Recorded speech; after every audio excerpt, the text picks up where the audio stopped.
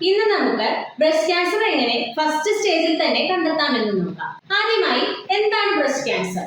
ഇന്ന് സ്ത്രീകളിൽ ഏറ്റവും അധികം കണ്ടുവരുന്ന ഒരു ക്യാൻസർ ആണ് ബ്രസ്റ്റ് ക്യാൻസർ അഥവാ സ്തനാർബുദം.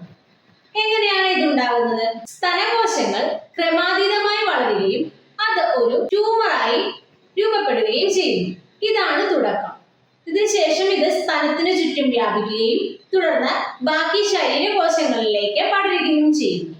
പക്ഷേ എല്ലാ ക്യാൻസറിനെയും പോലെയല്ല ബ്രസ്റ്റ് ക്യാൻസർ നമുക്ക് ആദ്യത്തെ സ്റ്റേജിൽ തന്നെ കണ്ടെത്താൻ കഴിയുന്നതാണ്.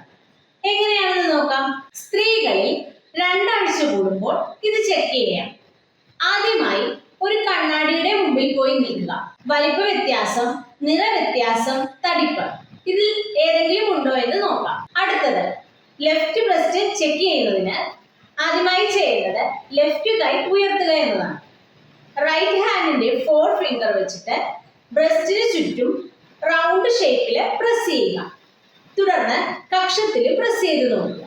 ഇങ്ങനെ ചെയ്യുമ്പോൾ ബ്രസ്റ്റിന് തടുപ്പോ വേദനയോ ഉണ്ടെങ്കിൽ ഡോക്ടറെ കൺസൾട്ട് ചെയ്യേണ്ടതാണ്. കൂടാതെ കക്ഷത്തിലെ കഴലയിൽ വീക്കമുണ്ടെങ്കിലും അത് ശ്രദ്ധിക്കേണ്ടതാണ്. മുലക്കണ്ണിൽ പ്രസ് ചെയ്യുമ്പോൾ എന്തെങ്കിലും സ്രാവം, അതായത് എന്തെങ്കിലും ഒരു സെക്രീഷൻ ഉണ്ടാകുന്നുണ്ടെങ്കിൽ അതും ശ്രദ്ധിക്കേണ്ട കാര്യമാണ്.